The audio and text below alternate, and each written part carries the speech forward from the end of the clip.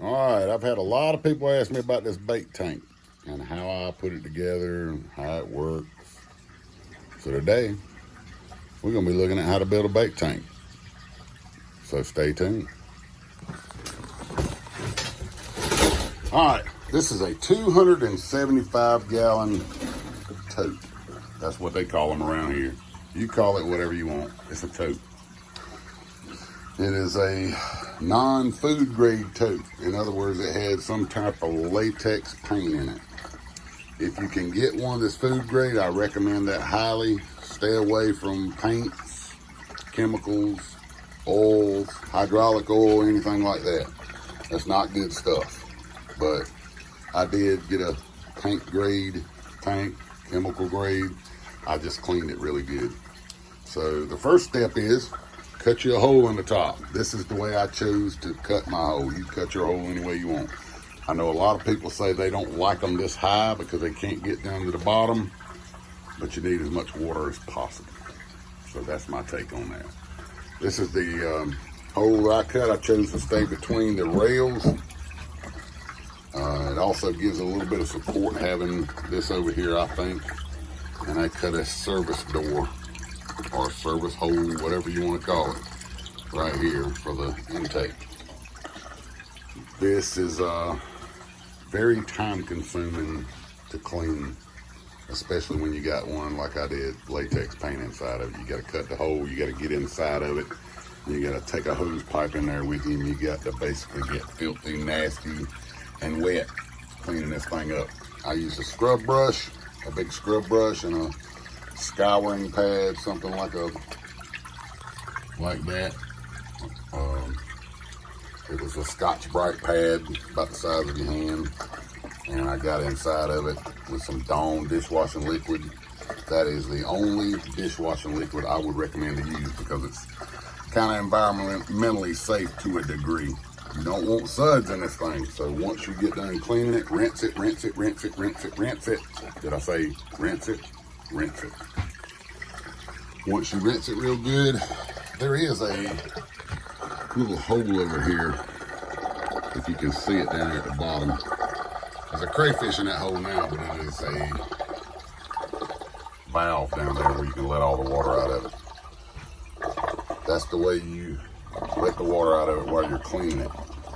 After you get done cleaning it and you're sure it's clean, and I mean absolutely sure that there's no suds, particulates, or anything in it, that's when you want to fill it all the way up to the top as high as you can get it with bleach and water. I use 2 gallons of bleach to the rest water. I don't know how many gallons was in here. It's a 275-gallon tote, so I don't know how much water I actually put in it, but it was 2 gallons of bleach inside of it. I let it sit for a day. Once I was sure that the bleach had been sitting long enough, which a day should be enough, I drained it again and rinsed it numerous times again. Then I brought it in this building and filled it up with water and basically did all my stuff here on the intake and filtration side and made my filtration and let it run for a few days. The first fish I put in it was feeder fish from a pet store, just to test the water quality and to get the biomass going in it. Yes, if you're not an Aquarius, I don't know if you'll know what biomass is, but it is basically stuff that has to do with this. This is my filtration system. So it starts here at the grate. That is a shower drain, I do believe. And it was bigger than 3/4, but I reduced it down to 3/4. Put a 3/4 pipe through the side with a bulkhead fitting. That bulkhead fitting is very important. Very important to get a good seal on it. It will seal if you put it on flat surface. You can't put it on curves or anything like that. It has to be on a flat surface, like on the front or side. I ran it through that 2x4 to stabilize the intake grate, and it came out the other side, and I used a heat gun to bend that pipe. It's got one of these fittings kind of similar to this on the other side to hold that filter sock up, because the only thing that's suspending that filter sock is a zip tie. It's a 12-inch filter sock. It pretty much polishes the water, gets all the big stuff out of there before it goes into the main filtration system here. The main filtration system is just a tote that I bought from Home Depot. I sit in Home Depot and put this whole system together, sitting right there in the floor. That's something that you're gonna have to do, or you're gonna have to figure it out before you go. But I basically put it together in the floor, and when I was happy with what I had, I bought that stuff and left. Now, a lot of this stuff, like the filter media here, the bio balls, you can't get that at Home Depot. You're gonna have to get it offline, Amazon, eBay, something of that nature. It isn't really cheap, okay? I'm just gonna go ahead and prepare you for that. Don't buy the cheapest thing you can get. Get the biggest balls you can handle with your budget. These got little spikes in it, and that's where the filter media comes in. There's little animals, I'm gonna call them animals, inside of those that acts pretty much like a septic tank. I used a 1,056 gallon per hour pump. It's a simple deluxe. I bought it off of Amazon for $44.99. I got filter socks off of Amazon. I bought some of these filter pads from a aquarium store. This here is a carbon pad, and then there's some carbon media bags right there. I bought several of them, but just some for backup as well.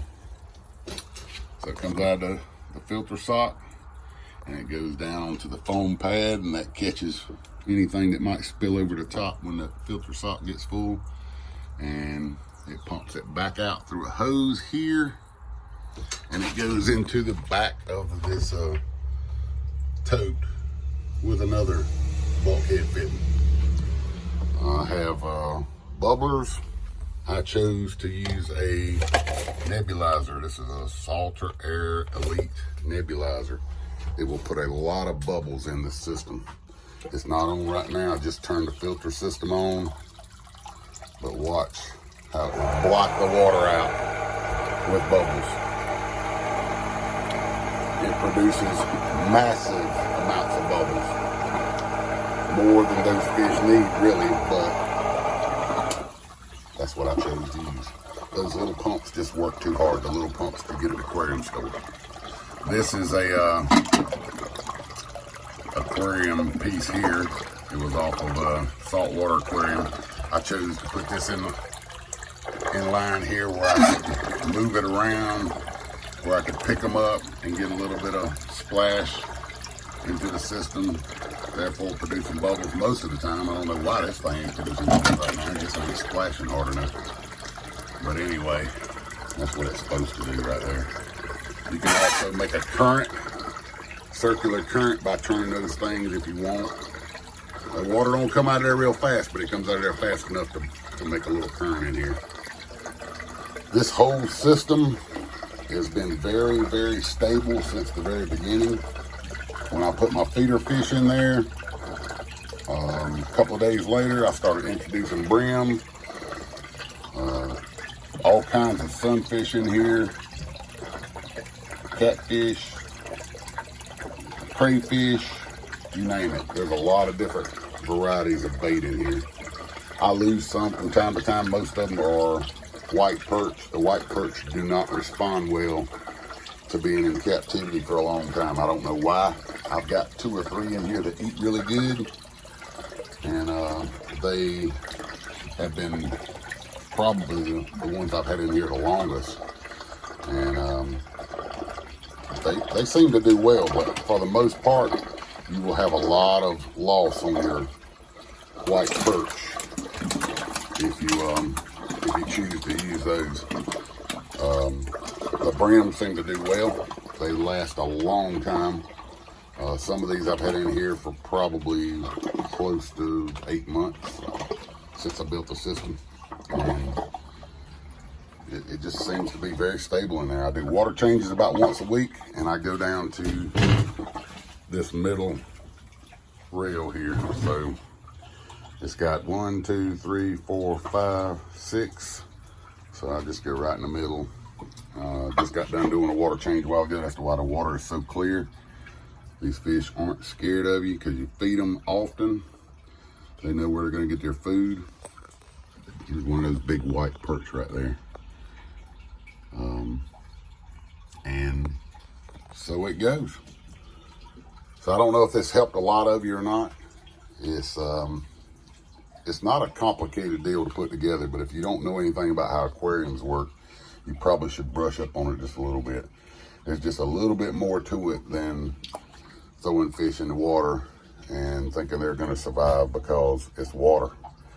You got to have a proper balance in there. You can't let your ammonia, your nitrates, nitrites get real high.